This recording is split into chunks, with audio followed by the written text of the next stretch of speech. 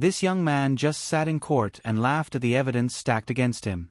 With his father's lawyers and wealth behind him, he smirked at the jury, confident that money would erase everything.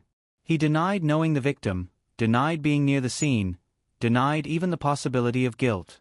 To him, it was all a game, an expensive performance where rules didn't apply. But what he had no idea about was already sitting in that very courtroom. Someone who knew his secrets better than anyone else. Someone who held the digital trail he thought was buried forever. When that person finally stood up, the arrogant smile vanished in an instant. Because this wasn't a stranger. It was his own brother. So what happens when the one person raised to protect him becomes the witness who destroys him? Before moving forward, tell me, do you think money can really buy justice? The courtroom runs on a low electric hum, fluorescent lights, camera lenses, whispered guesses that slide across polished benches. He sits in the eye of it, lounging at counsel table like a bored prince. One ankle on his knee, a silver pen rolling lazily between his fingers. That smirk, thin, confident, practiced, never quite leaves his face. He leans toward his attorney, murmurs something that makes the corner of his mouth twitch upward, then flicks his gaze to the gallery as if checking whether everyone saw it. Behind him, his father is a slab of granite in an expensive suit.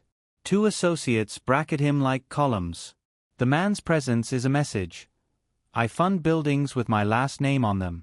The message reaches the judge, the bailiff, the cameras. It certainly reaches the victim's mother in the second row. She holds a small pendant with both hands, knuckles white, lips pressed together to keep the grief from spilling. Counsel, the judge says, voice even. We will maintain decorum today. The warning is to everyone. But the young man, the defendant, assumes it belongs to the room, not him. The clerk calls the case. The prosecutor rises, methodical, as if holding back the tide won't require raising her voice. She outlines what the hearing will address: admissibility, scope, a draft victim impact statement the defense wants to strike as prejudicial narrative. The young man hears none of it. He watches the cameras catch him watching them. He adjusts his cufflinks. He smiles at the wrong moments, a punctuation mark to nobody's sentence. When the prosecutor mentions the victim's name, something shifts at the defense table. Not remorse. Amusement. He exhales a laugh that isn't a sound so much as a gesture. Chin lifting, lips parting, a look tossed toward the gallery like a dare. His father doesn't move, but there's a tightening along his jaw that says, not now. The prosecutor continues, stacking her points in tidy layers. Surveillance loops. Cell data. A too neat alibi. The defense pretends to yawn, the defendant actually does, covering it with his fist a beat too late. The judge pauses, looks over her glasses. Young man, she says, if you cannot conduct yourself appropriately, you and I will have a different kind of conversation. Understood, he says, head lowered in an imitation of respect that fools no one. When he sits, he whispers, this is a joke, and lets the words travel. A few people in the first row hear him. One of them is the victim's mother. The other is his brother, who hasn't lifted his eyes since the hearing began. The brother belongs to the background at first glance. Quiet posture, hands clasped, suit a shade too large. But his stillness is tension, not calm. Each time the young man smirks, the brother's fingers press together harder, as if squeezing down a memory no one else can see. The judge invites argument on the draft impact statement. Defense calls it storytelling meant to inflame. The prosecutor answers with a simple note: the story was inflamed when she didn't come home. The gallery breathes in as one.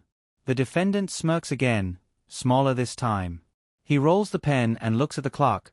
People who are sure they'll be leaving through the front doors always watch the time. When the judge sustains part of the prosecutor's request, allowing limited context about the victim's role at the youth center, the defense bristles. The father leans forward, taps his attorney's shoulder, whispers something that sounds like a strategy already decided. The young man takes it as confirmation that the world is flexible if you push with enough money. The hearing closes on an administrative note, but the room feels anything but procedural. The prosecutor collects her folders with unhurried hands. The victim's mother breathes against her pendant. The brother finally lifts his eyes, and for the first time, the young man notices, not the person, but the attention. He smirks again. It looks like triumph. It looks like proof that the room can't touch him. He hasn't learned yet that some doors open the wrong way. That the person you least expect to stand might be the only one who can.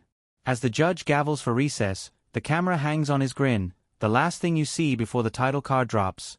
He denied everything, thinking daddy's money would save him, until his own brother walked in and exposed the dark truth. If arrogance has a curriculum, he studied it early. It starts in hallways where rules are suggestions. Freshman year, a fight in a parking lot over a girl whose name nobody remembers. Security footage was unavailable, then corrupted, then lost, each explanation more confident than the last.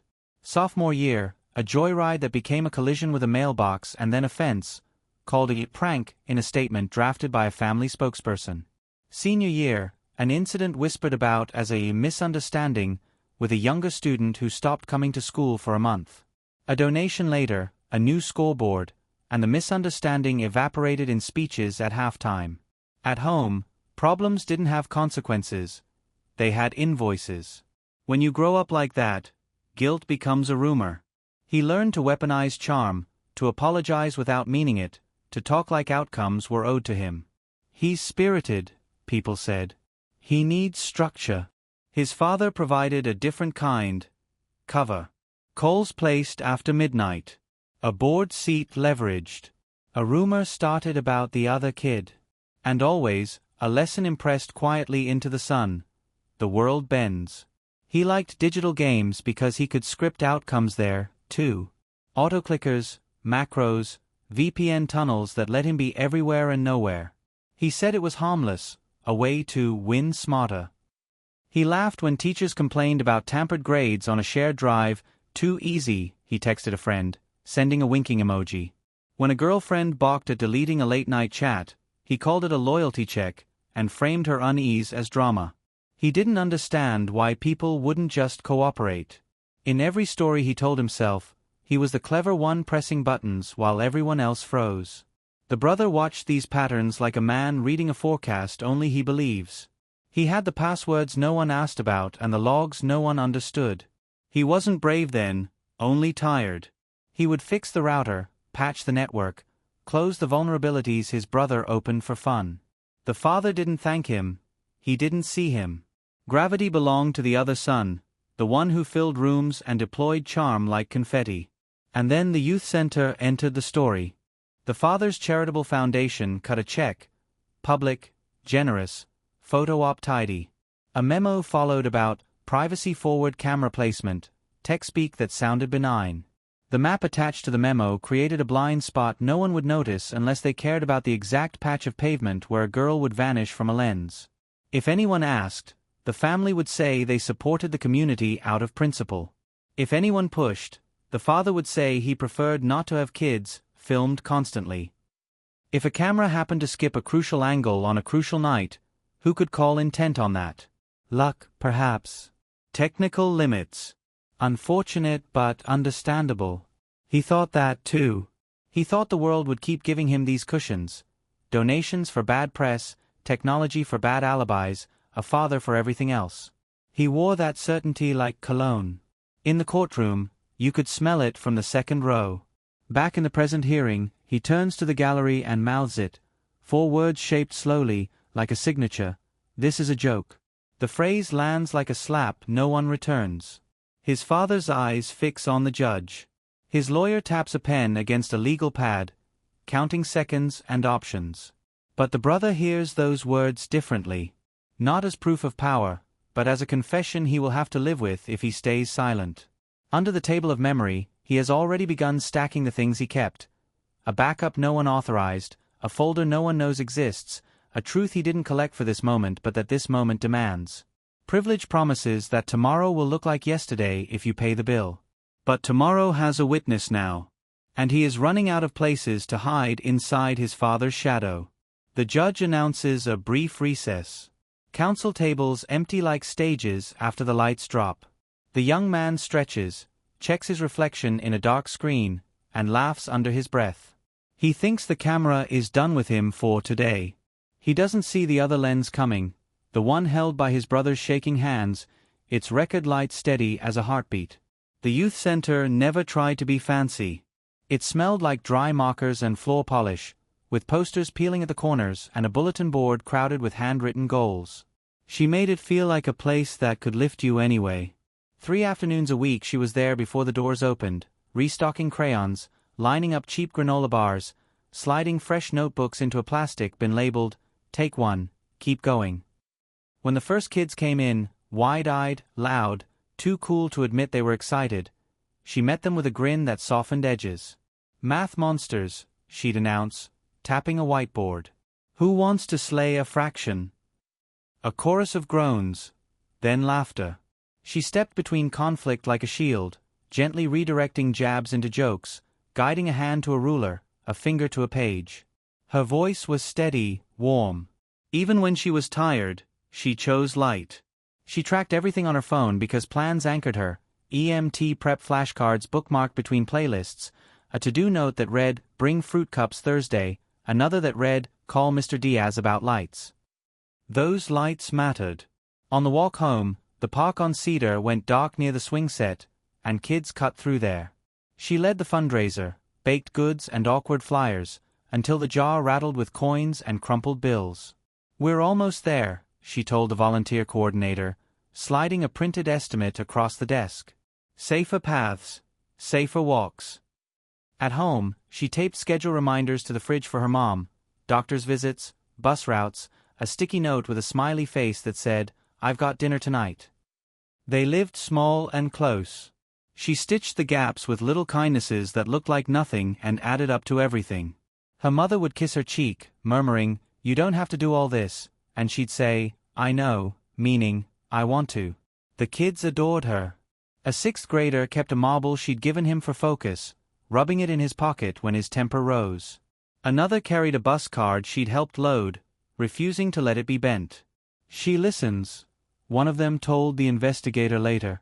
"Not like grown-ups who pretend." It was true. She crouched to meet eyes. She remembered last week's worries and followed up. She was the kind of person who made your day feel less dangerous. And yet, she had learned to clock danger. In her recent texts with a friend, a thread kept repeating, a black sedan idling by the curb near closing time. "Twice this week," she typed. "Same plate, I think." She joked to blunt the edge, "At least someone thinks I'm interesting," but she bookmarked the detail. On her phone a note appeared, "Black sedan, 8:40-ish, tinted, small sticker windshield." She didn't want to trouble anyone, not the coordinator who offered rides, not a volunteer who lived in the opposite direction. She abused herself with responsibility, choosing to handle it alone. On another night she coached a nervous kid through a presentation, and the boy whispered, "You're like a superhero." She laughed. "Nah," she said. "Just someone who shows up." That was the point for her, showing up again and again, until fear had nowhere left to stand. By the time the fundraiser jar hit its goal, she was already mapping the new walk she'd take when the path was lit. She imagined the way the lamps would blur in rain, the way her mother would sleep easier. She didn't know a different map was forming across town, a plan made of tinted glass, false smiles, and a young man certain rules were nothing but props. That certainty would come for her. But not here, not yet. Here she is still alive in the center's yellow light, laughing across a table littered with pencil shavings and paper stars. She squeezes the marble in the 6th grader's hand and says, "You've got this." He does. She does too, in ways that outlast her. Hold her there for a moment, mid-smile, mid-help, phone buzzing with tomorrow's reminders, so when the story goes dark, you remember what it's for when it comes back to light. The day begins with sun on linoleum and a kettle clattering to a boil. She flips eggs in a pan, scribbles a reminder on a sticky note for her mom, "Pharmacy at 5, I'll pick it up," and pockets a protein bar. In the mirror by the door she tucks one curl behind her ear and makes a face at herself. Go get it. Outside, the air smells like rain pretending, a soft weight in the sky that never quite falls. At the youth center the kids arrive in pairs, then clusters. She shakes off the last of her sleepiness and kicks the doorstop into place with her heel. "Phone's in the basket," she sings. Groans, then compliance. She moves between tables, stitching order from chaos. A girl asks about the EMT course. A boy complains about ratios. She draws a pizza on a paper plate, slices it with a marker. "Ratios," she says, tapping the slices, "are really just fair shares." He nods like a puzzle piece has finally clicked. Midday, she meets with the volunteer coordinator to finalize the light order. They scroll through prices, compare warranties, settle on a sturdy model that can take a hit. "You sure you don't want a ride tonight?" the coordinator asks, eyes flicking toward the window. "We'll be here late counting forms." "I'll be fine," she says. "It's not that far." She adds, softer, "Don't want to trouble you." "Troubling me is my favorite part of this job," the coordinator says, but smiles, knowing how she gets when you insist. Afternoon tilts to evening. On a break, she texts her friend a photo of the order confirmation. Lights. "We did it." A heart comes back, then a string of exclamation points. Another text from the same thread. "Saw that sedan again last night." "You sure you're okay?" She types, "I'm good. Probably someone waiting." Then adds a new line, almost to herself. "Same plate though." At closing, she sweeps marker caps into a plastic cup, wipes the board clean, and tucks the fundraiser jar, now emptied to a deposit slip, back into the office. She pauses in the doorway of the big room, watching it return to quiet. Chairs pushed in. Posters holding onto staples. The hum of the vending machine. She likes the center most at this hour, after the noise has softened but before it's gone. Outside, dusk has folded into a deeper blue. Streetlights flicker one block over, leaving Cedar's path in that soft dim she hates. She zips her jacket, waves at the maintenance guy locking a side gate, and steps into the chill. Halfway down the sidewalk she hears it, an engine idling in a patient rhythm. When she looks, the black sedan is there again, parked farther down, angled toward the curb, windows up, windshield glossy and unreadable. A small sticker clings low on the glass. Her chest tightens. She keeps walking. The trick is to look like you belong to the street. No hesitation, no sudden stops. She plugs one earbud in but leaves the other out, an old self-defense habit. Her steps sound too loud. She tells herself she's being dramatic. It's only a car. It's always only a car until it isn't. Her phone buzzes. A reminder. Pharmacy at 5. She smiles at the timing. She likes when the day lines up with the plan. Another buzz, this time a text from her mom. "Don't forget to eat." "I'm on my way," she types, then slips the phone back into her pocket but keeps it close to her palm. At the corner, she glances back. The sedan's headlights blink on, then off, then on again, as if testing their own certainty. She quickens her pace. When the street narrows past the unlit park, the world pulls inward, fence on one side, hedges on the other, a tunnel made of shadow and sound.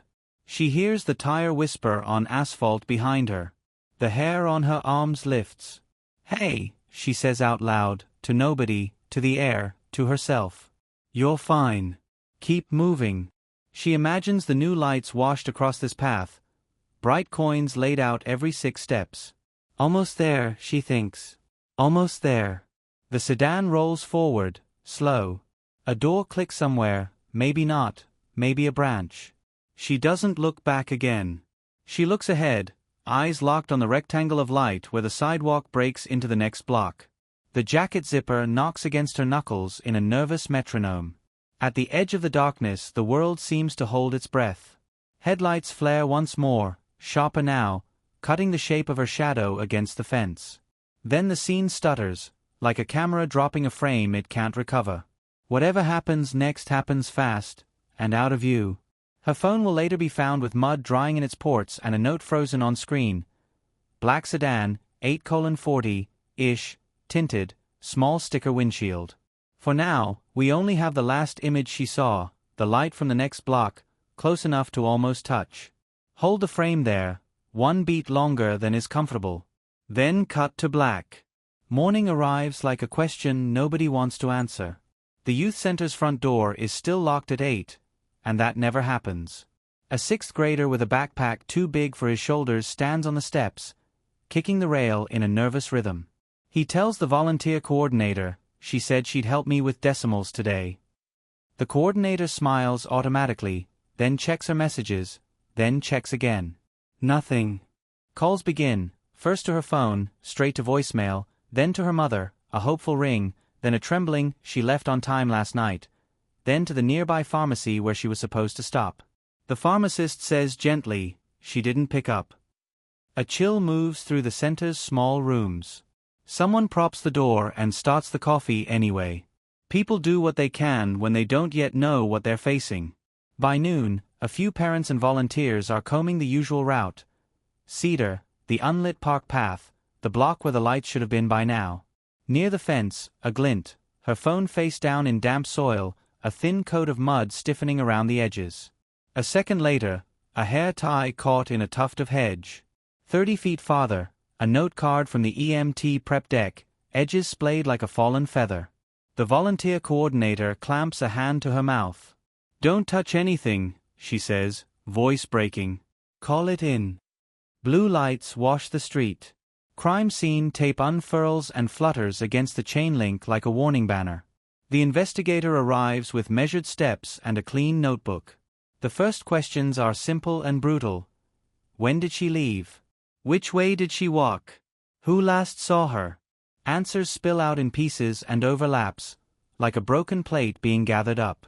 A kid says, "She waved goodbye." Another says, "She looked back once." Someone mentions the black sedan. Heads turn. That detail lands and sinks. The investigator takes statements through the afternoon, steady as a metronome. The victim's mother arrives, eyes already raw. She clutches the small pendant that never leaves her neck and asks, "Have you found her?" The investigator doesn't lie. "We're working," she says. "We will keep working." A quiet rage coils around the block as neighbors gather with handwritten posters and tape. By evening, a candlelight vigil springs up almost on instinct. Tea lights in paper cups, a photo propped against a traffic cone, soft voices circling a single name that should be home for dinner. Across town, cameras capture the wrong kind of stillness outside a gated drive. The house behind it glows like a magazine spread, stone, glass, immaculate landscaping, and the black sedan that sometimes parks by the curb is not at the curb. Rumors start to travel the way rumors do when grief and money live in the same city. "They said he was hanging around the center," someone whispers. "They said his dad gave them money." The idea curdles in the air. Back at the scene, the investigator loops a flashlight beam along the sidewalk and finds a smear the color of rust. Rain threatens and then holds. A delivery driver on a scooter pulls up with a helmet still on and says, "I have dashcam." It maybe saw something. The investigator collects the memory card like it's made of spun glass. Small things matter. Small things always matter in cases where arrogance assumes it can erase them. By midnight, the park is quiet again except for the murmur of officers finishing their sweep. The victim's mother sits on the curb the way you sit when your body can't find a different answer. The volunteer coordinator drapes a blanket around her shoulders and whispers, "We'll get her back." The words are hope and denial braided together. The investigator looks across the dark stretch where the lights should have been and makes a promise she'll have to keep. Find the watcher, prove the pattern, pull the mask off. In the morning, the press trucks will come. The first official statement will say, "Missing" and "last seen," careful words that avoid the terror everyone already feels. But tonight, the center's front door stays unlocked, a vigil in the form of invitation. Inside, a jar sits empty on the office shelf. The label reads, 4 park lights. Someone has placed a single candle beside it. The flame holds steady, stubborn against the drafts that whisper through. The community is waiting, and watching back. The investigator starts where the light fails. She walks Cedar twice at dawn, counting steps, testing sightlines, mapping where the darkness turns a person into a silhouette. Then she sits at her desk and builds a timeline like a spine. Last text, last seen, last verifiable ping, then begins to add ribs. The first rib is the black sedan. CCTV from a bakery camera across the street is grainy but generous. At 8:42 p.m., the sedan crawls past the youth center, brake lights flaring as if indecisive. 2 loops, maybe 3. She pulls the angle from a second camera on a hardware store. It sees the same car idling half a block down. There's a sticker low on the windshield, too small to read, distinctive enough to matter. She logs it, sedan, dark, sticker low left. A pattern line appears on the page and keeps extending. Next, the gas station off the main road. The clerk remembers everything because it was weird. He was dressed nice, he says, sliding gum-popped lips to the side as he thinks. Like the kind of kid who doesn't buy duct tape at midnight. Receipt timestamp, 8:19 p.m. items. Duct tape, gloves, energy drink. What did he drive? The investigator asks. The clerk's face brightens. He likes to be helpful. Black sedan. Tinted windows. Had one of those club stickers on the windshield. You know, fancy clubs. She circles, club, and underlines it. Across town, there's only one membership club that also hands out windshield stickers like status badges. Back at the office, she loads the delivery driver's dashcam file. The world jerks and lurches with the scooter's movements, then, like a miracle, pauses right when she needs it to. A partial plate emerges beneath a streetlight glow, 2 letters, then a blur, then a number. She freezes the frame and takes a breath that tastes like Triumph and old coffee. Not enough for a warrant, not by itself.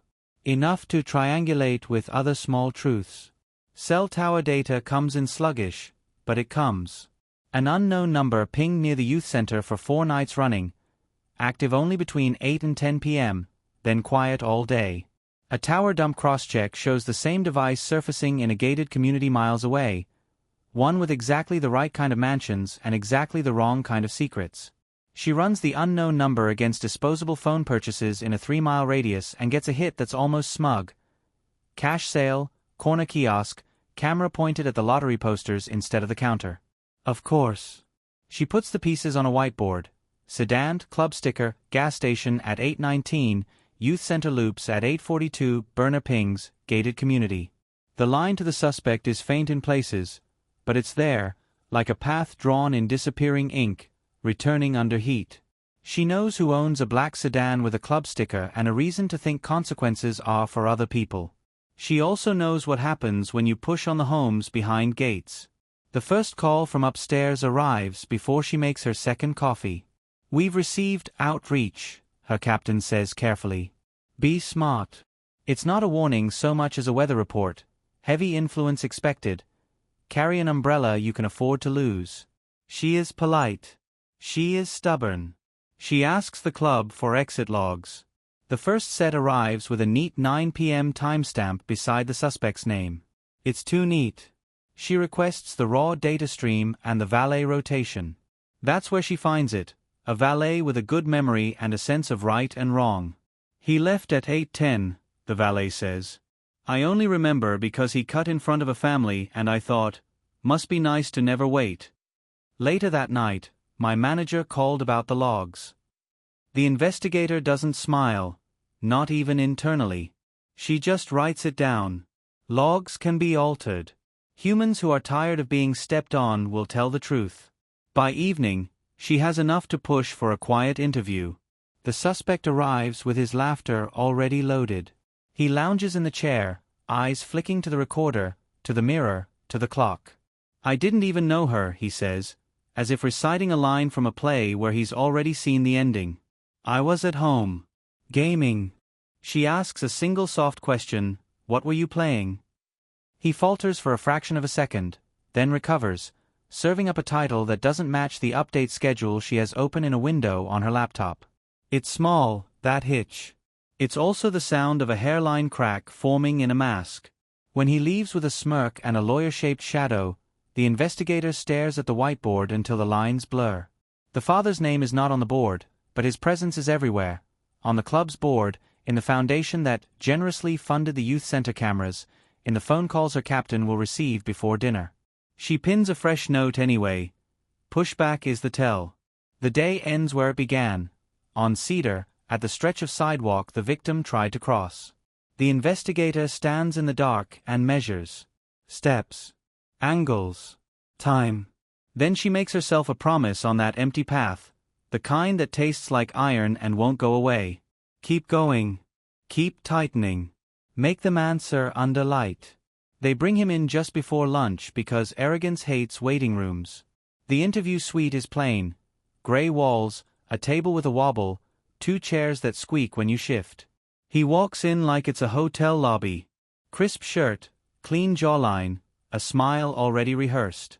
He glances at the camera in the corner and lets the grin bloom, as if the lens is lucky to have him. The investigator greets him by name and offers water. He declines and leans back, ankle over knee, tapping the toe of an expensive shoe against the table leg.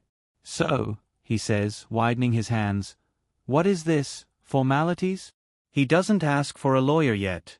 He wants an audience first. We're clarifying your movements last night, the investigator replies. Her tone is steady, almost gentle. She lays out printouts with small, unhurried movements, a gas station receipt time-stamped 8:19 p.m., a still frame from a bakery camera, a partial plate frozen in the delivery dashcam's glare. She doesn't push them toward him. She lets them sit where they can be seen without being challenged. He glances down, unconcerned. I was at home, he says. Gaming. Late. He names a title. The investigator watches his eyes as she mentions the server maintenance that took that game offline at 8 p.m. for a patch. A flicker crosses his face, so fast you could mistake it for bad lighting. Then the smile returns, brighter. Maybe it was something else, he says. They all sound the same. A knock interrupts them. The door opens and in walks Gravity wearing a suit, his father, flanked by an attorney who could turn weather into a contract clause. The father doesn't look at the investigator first. He looks at his son, measuring the smirk, the posture, the risk. We're leaving, the attorney says, placing a business card like a badge. Any further questions can go through counsel. The investigator nods. She expected this. She expected the son to rise like a prince summoned from an unpleasant room. What she also expected, what she already has, is enough for a warrant on the car. The attorney sees nothing on her face that confirms this, and that bothers him. Arrogance wants to see the edges of the trap. In the hallway, as they walk, he makes a little joke for the officers within earshot. Do you guys always waste time like this? The father's hand lands on his shoulder, a warning disguised as care.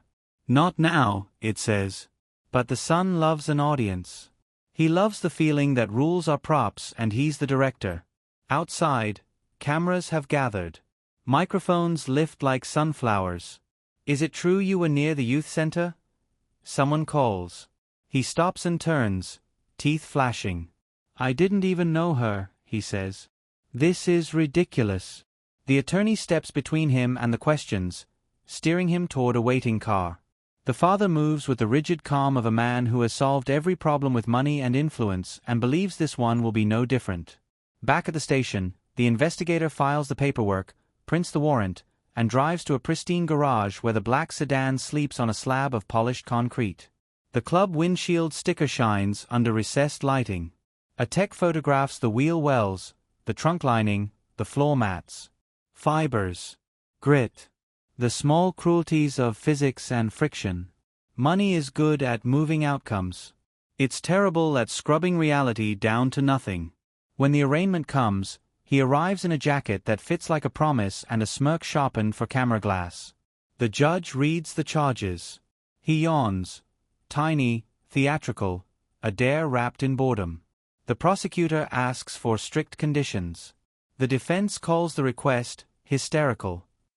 The father watches the judge with the steady focus of a man willing her to remember old favors. Bail is set high. Not high enough to slow them. A check clears.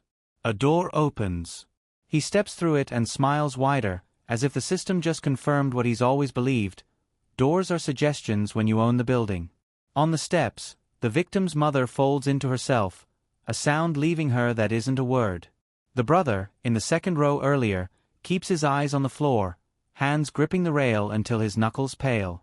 As the car pulls away, he lifts his phone, opens a blank audio note, and records a breath like a laugh. "They can't prove a thing," he whispers, just for himself, for the pleasure of hearing victory in his own voice. He doesn't know that recording is the habit that will one day undo him. He doesn't know his brother has already started saving what the family likes to pretend doesn't exist. Privilege bought him a ride home. It didn't buy him silence from the truth. And the truth, quiet, patient, relentless, is already setting its table for him. The pattern doesn't announce itself. It accumulates, small reports that never met each other until now. The investigator spreads them across a conference table beneath a buzzing light. Disciplinary notes from a private school, complaints that died in administrators' inboxes, a sealed juvenile case number whose edges she can mention but not pry open. Each page smells faintly of toner and apology. First, the bullying. A freshman shoved into a locker bank hard enough to loosen a hinge. Horseplay, the dean wrote. A parent was offered a meeting and a donation. The parent took the meeting. The school took the donation. The hinge was repaired, the word horseplay filed under boys being boys.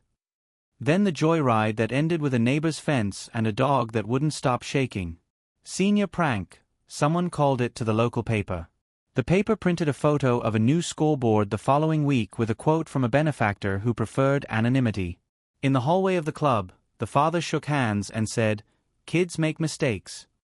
He said it like a man used to repeating a line that closes doors. Ex-girlfriends thread through the file like warnings no one took seriously. One recalls a late-night confrontation about her phone. "Delete it," he said, blocking the doorway and smiling like a man in a commercial. "Prove you're loyal." When she hesitated, his voice cooled. The next day, gifts arrived. Flowers, a bracelet, a note that said, "See? I take care of mine." She saved the note.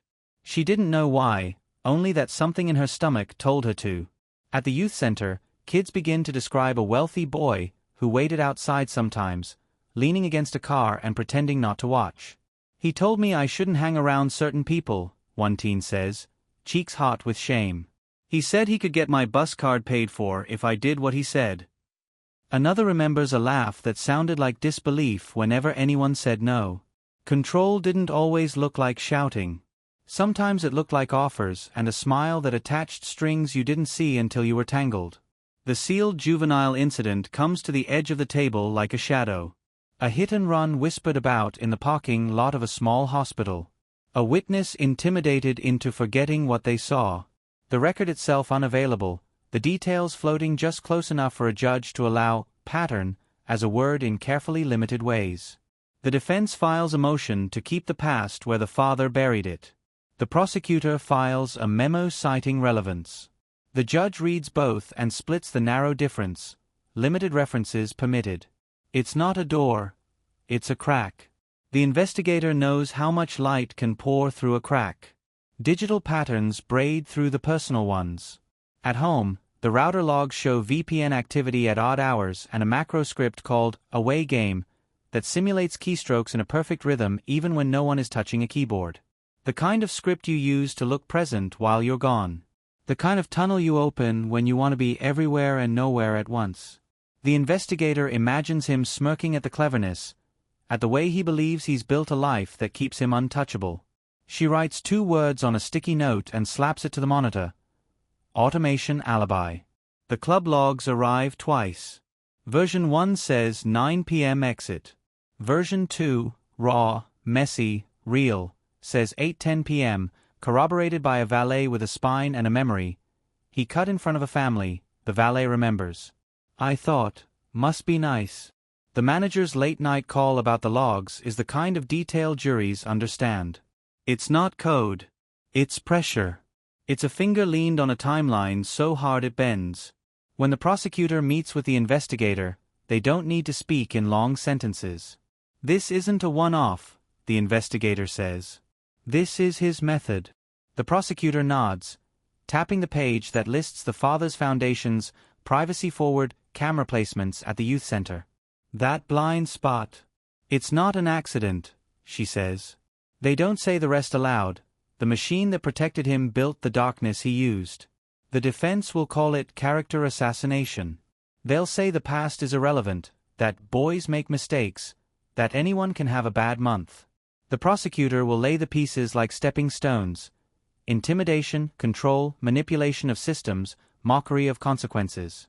Each stone steady enough to carry 12 people across a river of doubt. Late, alone in the squad room, the investigator scrolls through a list of Wi-Fi networks the suspect's smartwatch sniffed automatically while searching for familiar connections. One ID stands out, cold and clinical.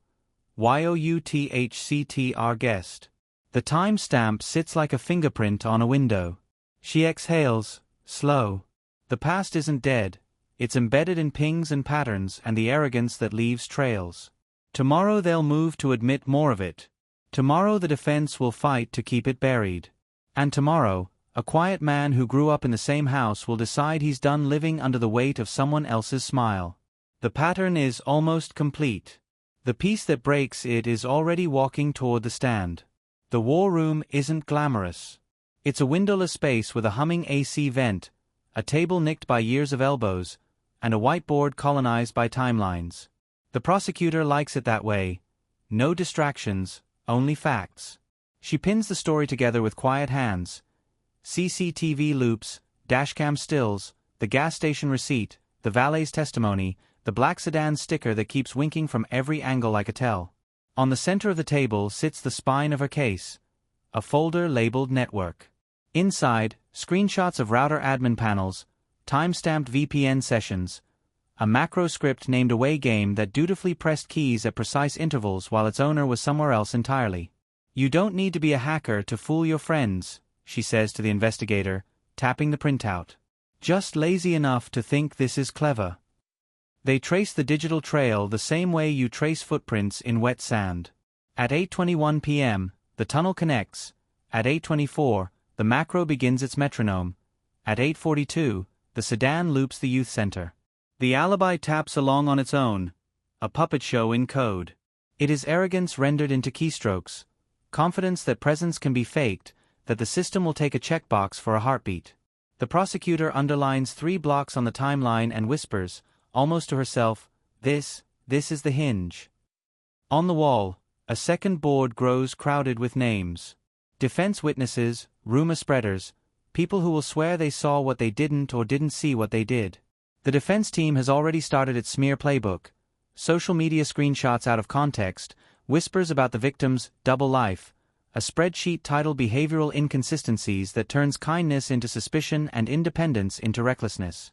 The prosecutor circles the word reckless and draws a hard X through it. If they go low, we go literal, she says. Receipts. Logs. Time stamps. She knows juries trust clocks more than adjectives. She drafts motions with the same calm she brings to opening arguments. A motion to compel the club's raw exit logs, not the curated PDF. A motion in limine to limit character attacks masquerading as evidence. A memo tying the father's privacy-forward camera placements to the exact blind spot that swallowed the victim. Every filing carries the same message. We see the machine you built, and we will talk about it. When the tech consultant stops by, he points at the macros code and whistles. Basic stuff, he says. Useful for games, also for liars. He explains it in plain language she can feed a jury, a program that keeps a cursor moving, clicks every few minutes, sends just enough nonsense to make presence look real. Then he flips to the router logs. This part matters more, he says, tapping the timestamps. You can't fake the network's memory without leaving a louder mess. And this mess? It's neat. Too neat. She smiles without warmth. Neat is a story, she says. We have the truth. Meanwhile, the investigator brings in the club valet for a prep session. He's nervous, clutching his baseball cap like a passport. Just tell me what you saw, the prosecutor says. He does, the defendant cutting the line at 8:10 p.m., the family he squeezed past, the late-night call about correcting the log. My manager said it was a typo, he adds, eyes dropping. It wasn't. She thanks him and means it. Ordinary courage is the engine of most justice. At dusk, the prosecutor visits the youth center alone. She stands under the broken lights, following the victim's walk in her mind, then looks toward the office where the deposit slip sits. On her phone, the victim's note flashes in evidence preview. Black sedan, 8:40-ish, tinted, small sticker windshield. It is not a dying declaration, not by the rules. It is something heavier, a young woman's habit of paying attention, preserved. The prosecutor pockets that weight and heads back to the war room. One last piece keeps tugging at her sleeve: the smoothness of the household network, the way its doors open without creaking, the meticulous admin habits that do not feel like the defendant's sloppiness at all. Somebody tends those systems. Somebody who labels folders, updates firmware, saves routine backups. She flips open the network folder again and studies a screenshot of a login screen with a harmless username. Not his. Someone else's. At the pre-trial conference, the defense floats their expert who will say, IP addresses are unreliable, and anyone can spoof. The prosecutor lets them. She leans on the table and says softly, anyone, like a person who knows the household network better than anyone else? The defense attorney stiffens a millimeter. The father doesn't move, but his eyes do. Back in the war room, the prosecutor writes a single line on a fresh legal pad: insider, but not hostile. Then, below it, knows the tunnels. Knows the timestamps. Knows the truth. She doesn't name him yet, not even in her own head. But she plans the questions anyway. Simple, careful, surgical. When she slides the folder into her trial bag that night, the room's hum seems to recede. The case feels less like puzzle and more like ignition. The macro will march, the router will remember, the logs will speak. And when the door finally opens for that witness, her job will be to get out of the way and let the light do what light does. On trial morning, the courthouse wears its Sunday best. Polished floors, fresh flags, a bailiff with a haircut as sharp as his gaze. The gallery fills with quiet thunder, the victim's neighbors in their best shirts, curious onlookers angling for seats, a row of cameras blinking red like watchful eyes. The defendant arrives with a smile designed for lenses. His suit fits like a threat.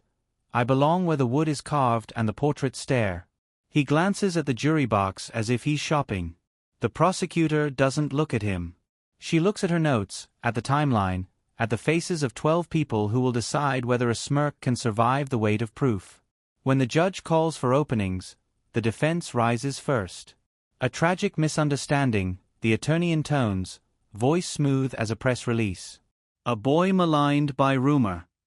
He dwells on no physical evidence, on unreliable technology, on overzealous police. He says the victim's name the way a man says the name of a street he doesn't drive.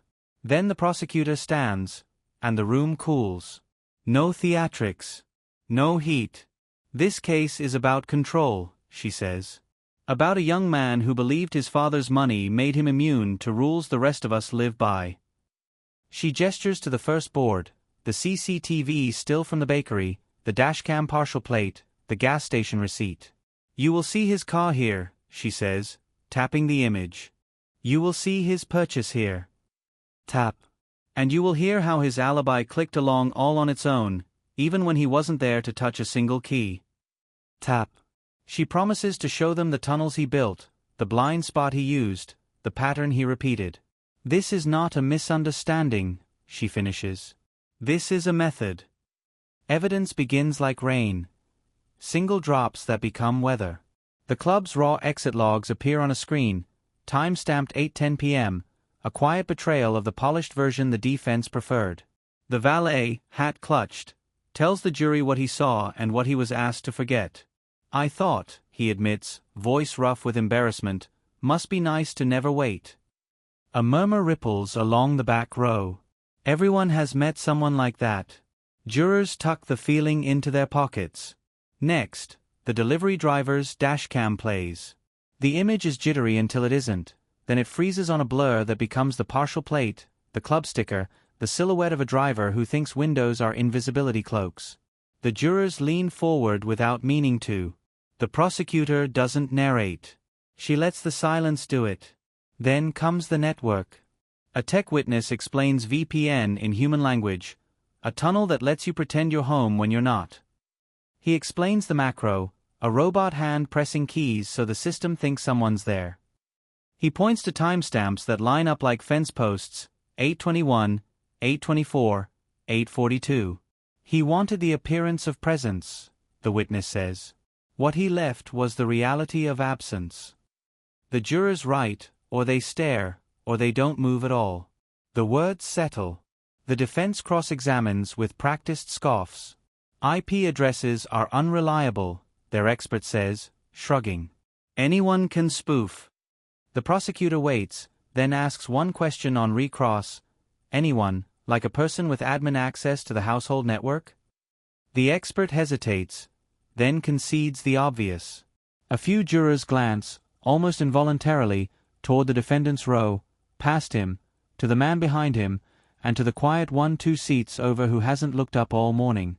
Throughout, the defendant performs patience. He writes notes he doesn't need to write. He checks the clock with a bored prince's air. When the gas station clerk identifies the brand of gloves from the receipt, he smiles faintly, as if the universe is auditioning clowns for his private circus. The judge watches him in those moments, expression unreadable. The victim's mother holds her pendant.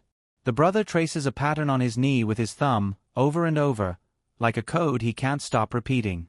By late afternoon, the stack of evidence feels less like paper and more like gravity. The prosecutor ends the day with the youth center map, the camera placements the father's foundation suggested, the blind spot that swallowed a person from a lens.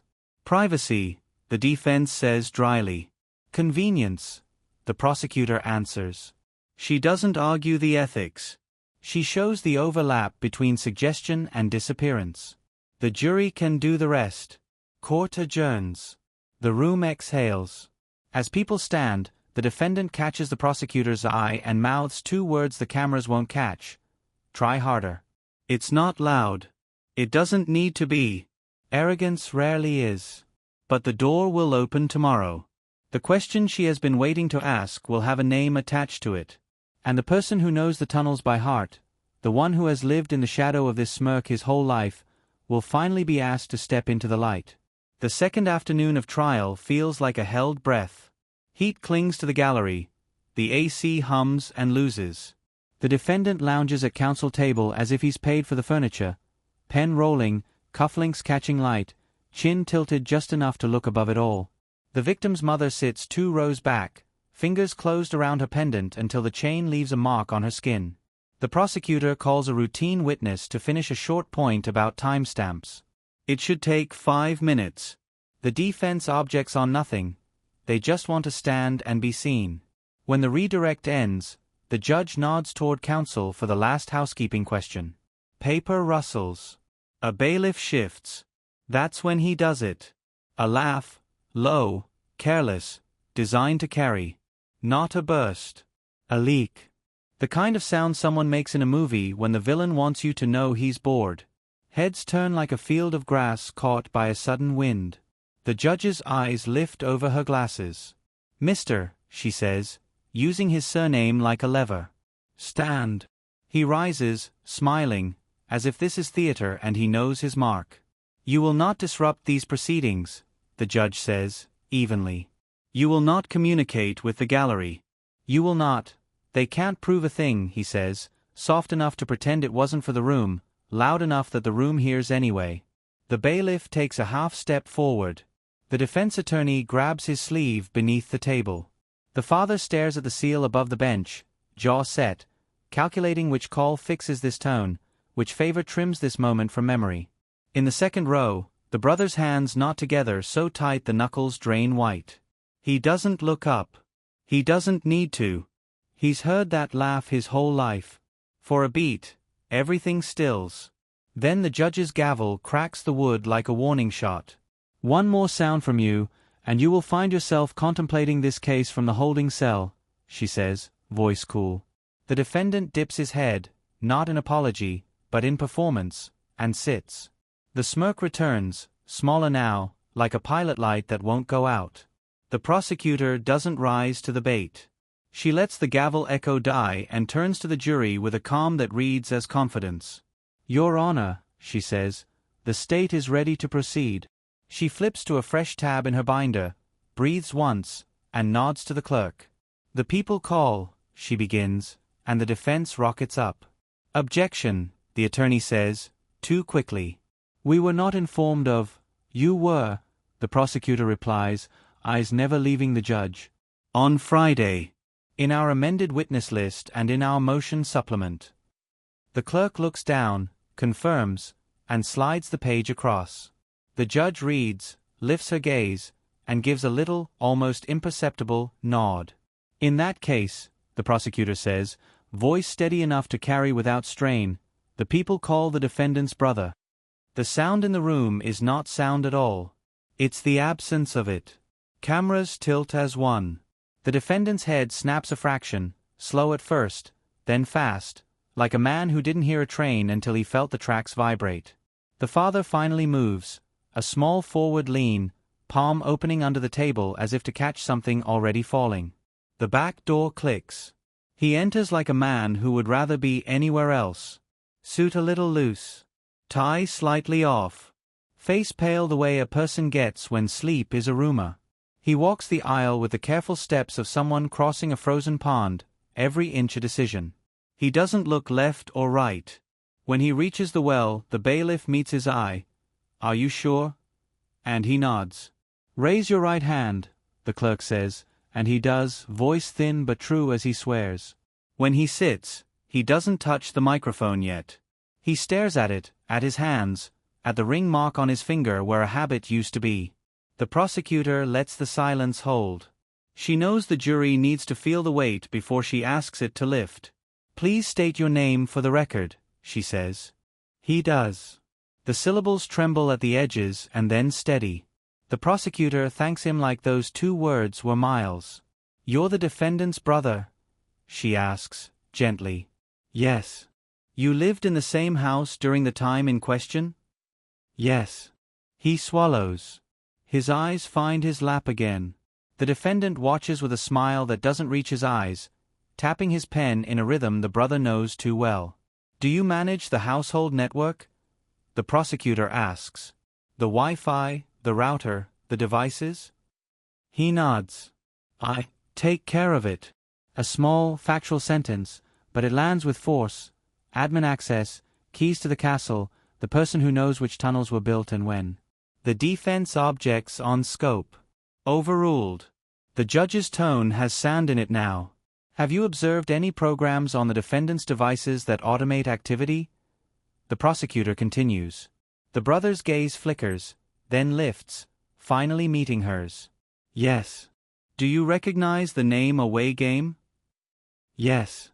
Did you see it running the night of? Objection. Overruled. The judge doesn't look at the defendant when she says it. She doesn't need to. The prosecutor softens her cadence, letting each step find purchase. Did you make any backups of household systems? A beat. Yes. Why? He breathes out, and when he speaks, the answer is a clean break, because I knew one day, someone would ask for the truth. In the gallery, someone exhales like a prayer. The defendant shifts, pen stilled now. The father's jaw moves once, grinding a word he doesn't say. The brother folds his hands to stop them from shaking and looks toward the jury for the first time. I brought copies, he says. If the court wants them. We do, the prosecutor says, and doesn't let her relief show. She turns to the judge. Your Honor, with the court's permission, the witness will authenticate logs and recordings he preserved. The judge nods once. The bailiff moves to receive a labeled drive. The courtroom lights feel brighter. On the defense table, the smirk finally thins. On the witness stand, a quiet man sits up straighter, as if the act of telling has added an inch to his spine. And in the space between them, something invisible and heavy shifts sides. Let's begin, the prosecutor says. Tomorrow, this brother will press play. And when he does, the recording won't just capture a voice.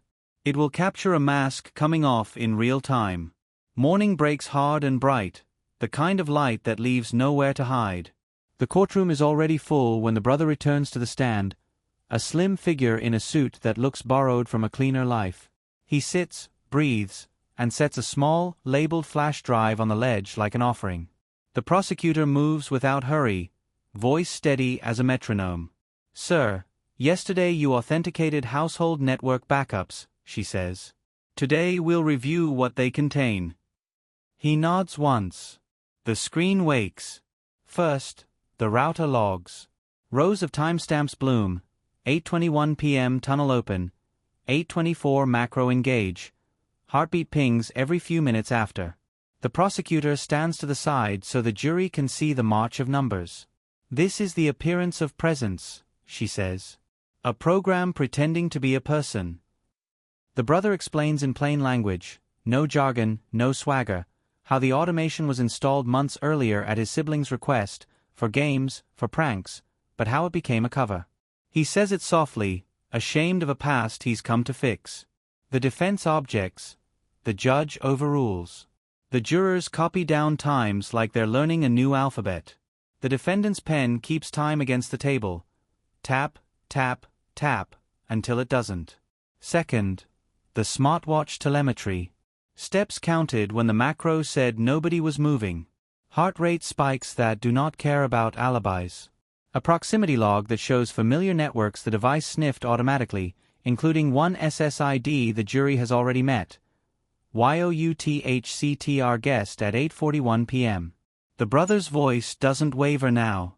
"I set the watch to back up to the household server," he says, "in case it was ever lost." A few jurors exchange looks that say, "Lost is one word for it." Third, the burner phone. Saved messages mirror the phrases witnesses described: "Prove loyalty, you're not like the others, don't make me remind you what happens." The brother testifies he found the phone in a pool house storage bin, tucked behind a box of party lanterns, and recognized the language he once told himself was just bravado. The prosecutor holds the silence so the phrases stick. The defendant finally looks at his brother, eyes narrowed, the smile gone brittle. Last, the audio note. The prosecutor warns the court the recording contains no graphic violence, only words. The judge nods. "Play." The voice fills the speakers, leaning back on vowels like a man reclining in a chair he thinks is his. "Power is simple," the defendant says on the recording, amused by himself. "People are simple. Everyone breaks." A faint laugh. A whisper like a hand over a mouth. Then the sentence that steals the oxygen from the room: "She did too." The victim's mother presses her pendant to her lips. In the gallery, someone sobs and swallows it. The defendant stares forward, a muscle jumping in his cheek. "Who made this recording?" the prosecutor asks. "My brother did," the witness says. "His gaze doesn't leave the jury. And he saved it like a trophy." He looks down only once, to open the palm he has kept clenched since he walked in. It's shaking, just slightly. "I'm sorry," he adds. Not to the defense. Not to the judge. To the empty space where a life should still be. The apology lands where it belongs. The defense lunges to cross. "You hate your brother, don't you?" the attorney says. "Isn't this about jealousy?" The brother doesn't snap back. "I came because the truth asked me to," he says. "And because she can't." His words sit there, quiet as a bell. The judge clears the courtroom for a brief recess after the outburst that follows. "You're dead to me," the defendant spits, rising before the bailiff's hand drives him back into his chair. When the jury returns, it's with faces that look older than they did an hour ago. Closing arguments glide like hands pressing a book shut. The defense speaks of doubt and mistaken technology. The prosecutor answers with a timeline that never changed its mind: receipt, loop, tunnel, ping, plate, log, voice. "This case is not about perfection," she says. "It is about patterns, systemic, deliberate, cruel, and a mask that finally slipped when truth walked in through a door that money couldn't lock." She lets the courtroom look at the brother one more time. Then she sits. The jury doesn't stay out long. When they file back, the foreperson's hands tremble around the paper. "Guilty," she says, voice thick, "on all counts."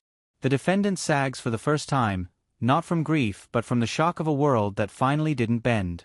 The brother covers his face and sobs quietly, years of swallowed noise released at once. The victim's mother exhales a sound that feels like a life raft hitting the water. Sentencing comes a week later, the bench draped in the same soft morning light. The judge speaks of patterns, stalking behaviors, technological manipulation, a staged alibi, and of a father's influence that tried to engineer impunity. Courts do not grade last names, she says. They measure harm. Stacked years answer. Decades, not days. The gavel falls like a period at the end of a long lie. The narrative spine you followed from the first smirk to this moment holds steady, exactly as set in the original blueprint for this story, and now fulfilled in open court. Aftermath is not quiet, it is work. The youth center installs the park lights she fought for. Kids gather under the new glow, heads tilted back, faces bright. A mural goes up on the wall, open hands catching light. The scholarship fund gets her name. The brother volunteers on Saturdays, teaching teens how to lock down their phones, how to see patterns early, how to call danger by its name. One more scene, because stories need a last frame, a bench near the lit path, a brass plaque polished by careful hands. The words are simple. They do not need music. Leave people safer than you found them. The camera rests there, in the circle of light she made possible, and then fades, not to black, but to the steady gold of a street finally bright enough to walk.